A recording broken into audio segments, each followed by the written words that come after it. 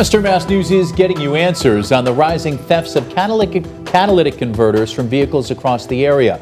Police in Northampton early this morning arrested a man found parked in a car dealership with multiple catalytic converters in his back seat. And this comes after the theft of this auto part from nearly 24 school buses in Agawam. Western Mass News reporter Audrey Russo joins us now live with more on this case out of Northampton and how law enforcement is teaming up locally to stop these crimes. Audrey?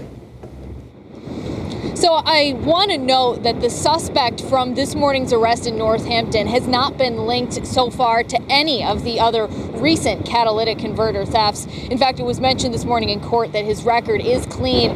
However, police tell me that they are concerned about how widespread these thefts are in the New England area. There were significant reports of thefts of rims and catalytic converters.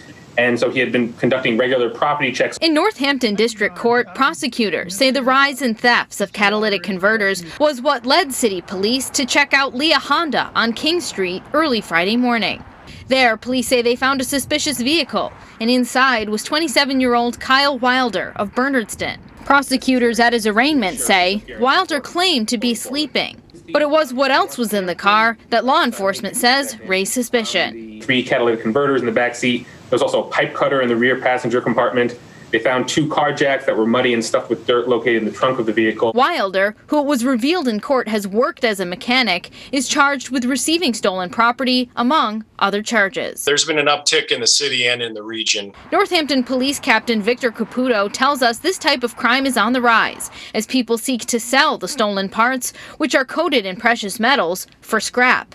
Police have not linked this Northampton case to any of the other recent thefts, like the 22 minibuses that were damaged earlier this week, impacting transportation for special needs students in Agawam and West Springfield. But Caputo says that doesn't mean Northampton isn't comparing notes with other jurisdictions. We actually have a detective assigned to the thefts, and he's working with other partners and law enforcement agencies throughout the region. We asked Caputo if officers are also going to scrap yards where the market exists for these precious metals. He said that they have been working with scrap yards. It is a regional effort right now to figure out, where these are going and who's stealing them.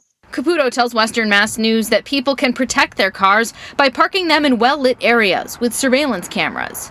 But he's also asking people to keep both their eyes and ears open. If you see something out of place or hear some power tools running, when they normally wouldn't be, give the police a call.